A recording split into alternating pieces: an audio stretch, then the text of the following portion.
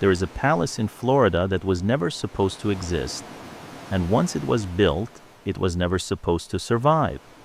It sits on 17 acres of some of the most expensive land on planet Earth, stretching from the Atlantic Ocean to the Lake Worth Lagoon. It has 126 rooms, 36,000 antique tiles, and enough gold leaf to cover a cathedral. Today, the world knows it as the private club and residence of the 45th President of the United States. But for decades, it was simply known as the impossible dream of a woman who had more money than she knew how to spend, and a vision that was too large for her own government to handle. This is the story of Mar-a-Lago. But to understand why this house exists and how it survived demolition orders to become the most famous private club in the world, we have to go back. Long before politicians and motorcades, before the red caps and the cable news cameras. We have to go back to a time when Palm Beach wasn't a playground for billionaires, but a desolate strip of sand, and the only thing arriving on its shores was a shipwreck. The story of American luxury often begins with an accident. In the case of Palm Beach, it began on January 9th, 1878.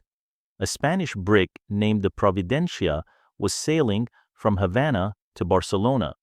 It was carrying a cargo that seemed worthless to the crew, but would change the fate of Florida forever: 20,000 coconuts. When the ship ran aground on a lonely barrier island, the crew didn't care about the cargo. They just wanted to survive. The local settlers, a rough group of pioneers living in wooden shacks, seized the opportunity. They didn't rescue the ship.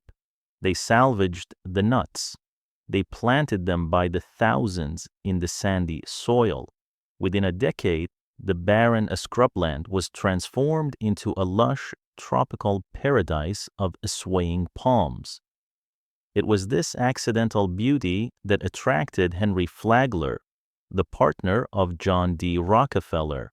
He saw the palms, he saw the weather, and he decided to build the world's most exclusive winter resort. He built railroads, he built hotels, and he built a playground for the titans of the Gilded Age. But even Flagler couldn't have predicted the arrival of Marjorie Meriwether Post. To understand the house, you must understand the woman.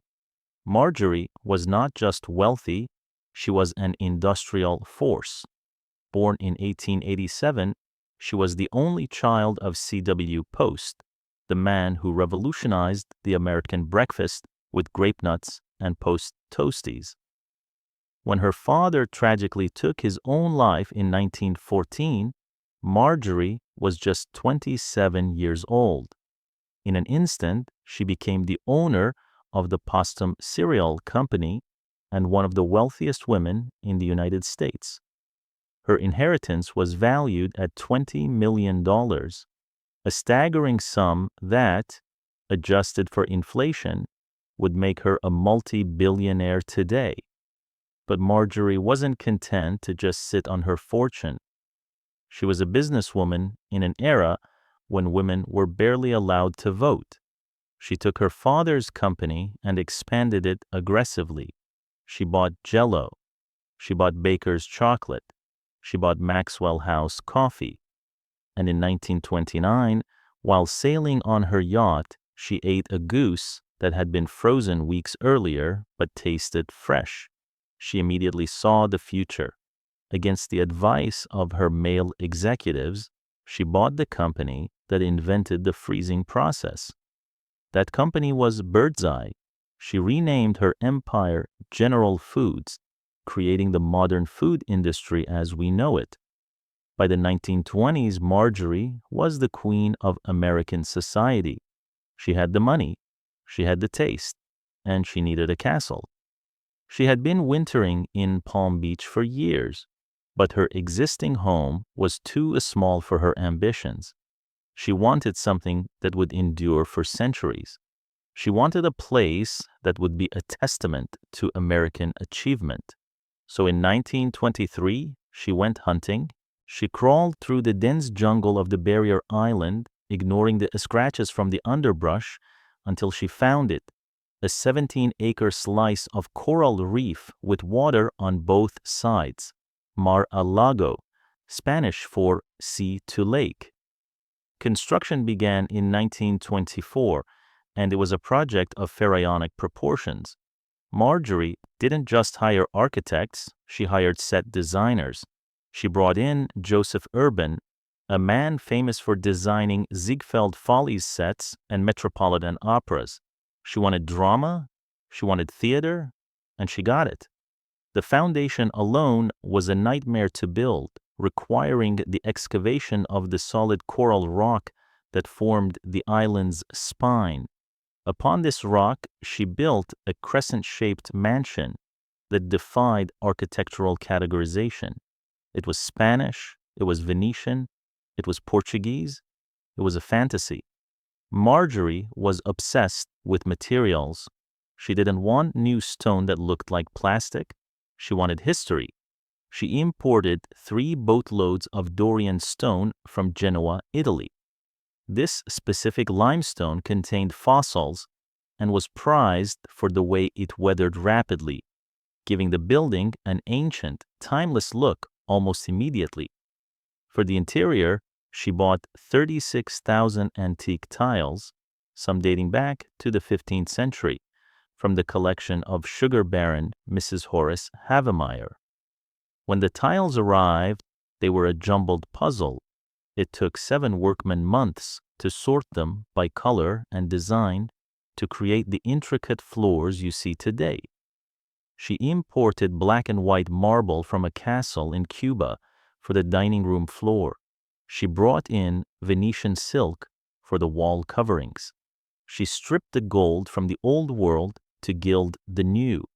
The living room was built with a ceiling covered in gold leaf, real gold beaten thinner than paper. It is said that the entire stock of gold leaf in the United States in 1926 was exhausted by the project, forcing them to import more from Europe. The room was modeled after a hall in the Accademia of Venice.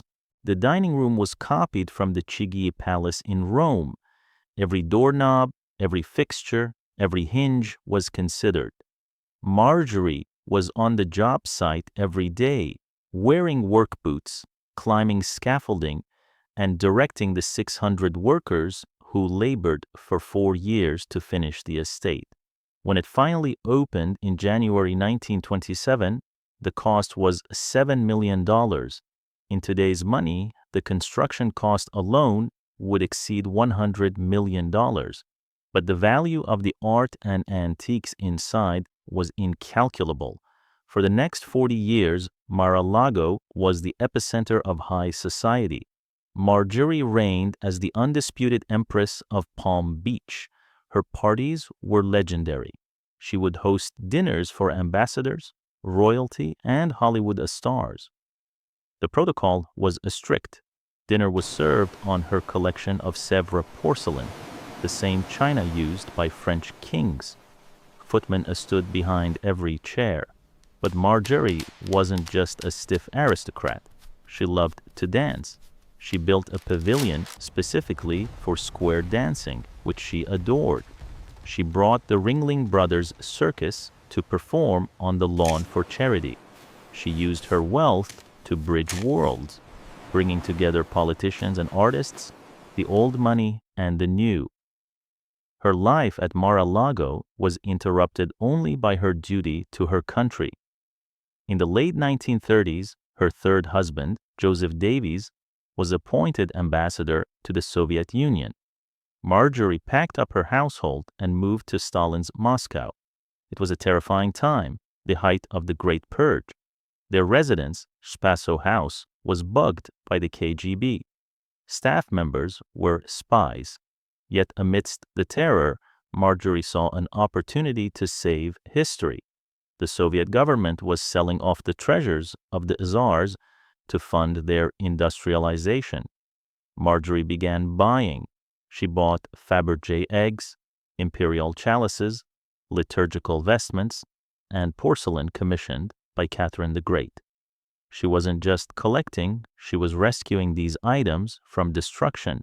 When she returned to the U.S., she brought this treasure trove with her, much of which ended up at her Hillwood estate, but some of which adorned the halls of Mar-a-Lago.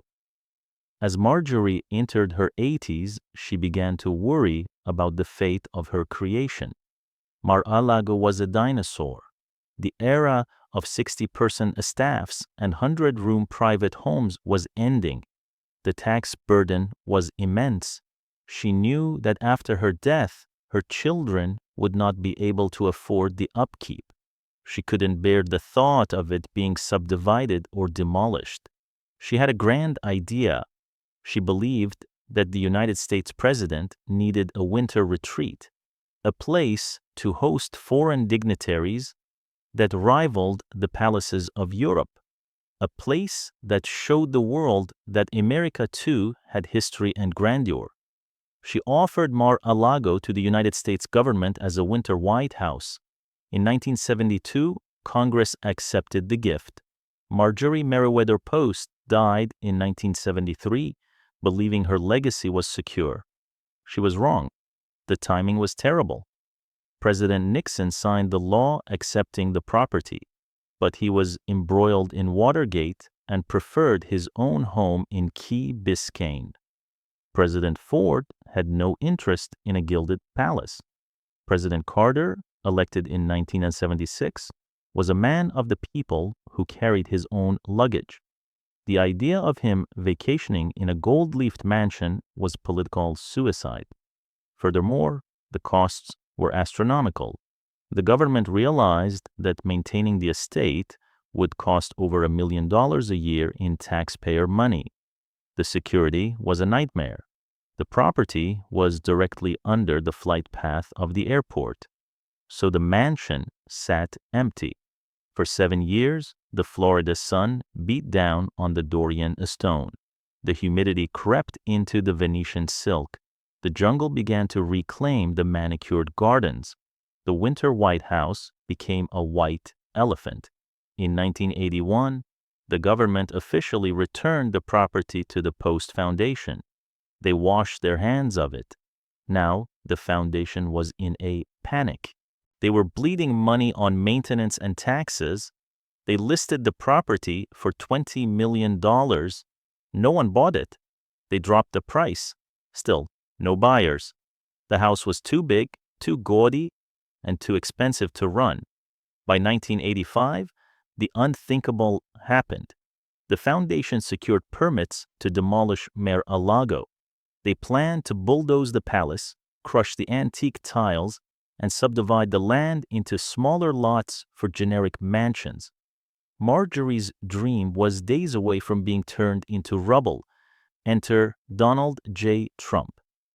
In 1985, Trump was the king of New York real estate, riding high on the success of Trump Tower.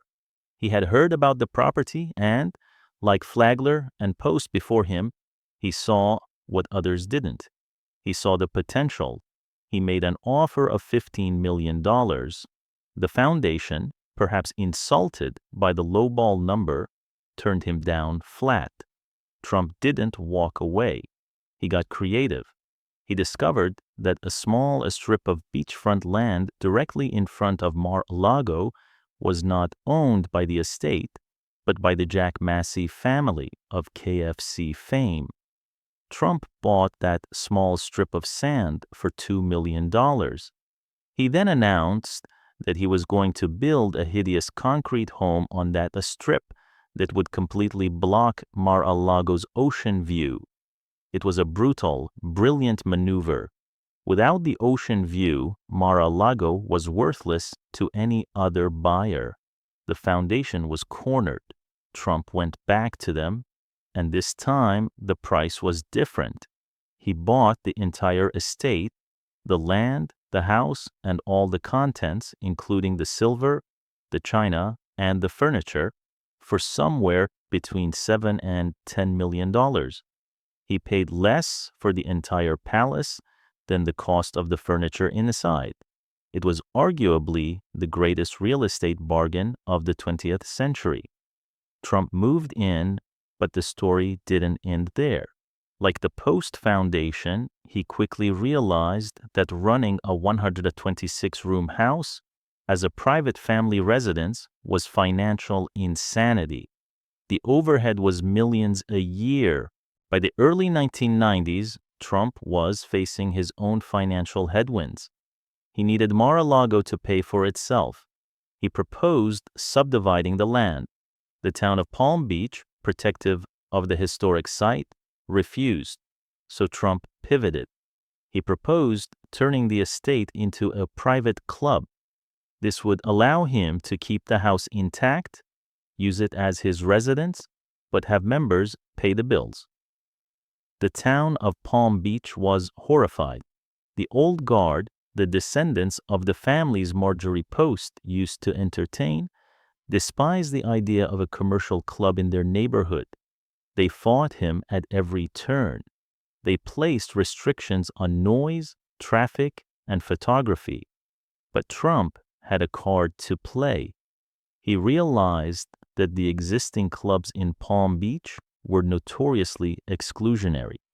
For decades, they had unofficially barred Jewish people and African Americans. Trump instructed his lawyers to send copies of classic films about discrimination, like Guess Who's Coming to Dinner, to the town council members. He publicly attacked the other clubs for their bigotry and announced that Mar-a-Lago would be open to everyone, regardless of race or religion, as long as they could pay the fee. It worked. The town capitulated. In 1995, the Mar-a-Lago Club opened its doors. It was a smash hit. The initiation fees, originally $25,000, skyrocketed over the years. Trump built a 20,000 square foot ballroom covered in $7 million worth of gold leaf to host the biggest galas in Florida. He restored the house, regilding the ram's heads on the exterior and bringing the colors back to Joseph Urban's original designs. He even hired the son of the original gilder to do the work, maintaining a continuity of craftsmanship that would have pleased Marjorie Post. In a twist of supreme irony, Marjorie Meriwether Post's dream eventually came true. She had wanted her house to be a winter White House. She had gifted it to the government for that exact purpose, and they had rejected it. But 40 years later, the man who bought it became the president. During his term, Mar-a-Lago functioned exactly as Marjorie had envisioned in the 1960s. It hosted world leaders, from the president of China to the prime minister of Japan. Situation rooms were set up in the library. Press conferences were held in the ballroom. The house that was rejected by the government became the seat of government power. Today, Mar-a-Lago stands as a survivor. It survived the hurricanes that wrecked the coast in 1928 and 1949. It survived the Great Depression. It survived the neglect of the federal government. It survived the wrecking ball. It is a monument to a specific kind of American ambition, the belief that with enough money and enough will, you can build a paradise on a sandbar and make the world come to you. Whether viewed as a historic treasure, a political symbol, or a symbol of excess, its stones tell a story that is uniquely, undeniably American. From 20,000 coconuts to a presidential palace, the Sea to Lake estate remains, as Marjorie Post intended, a place that refuses to be ignored.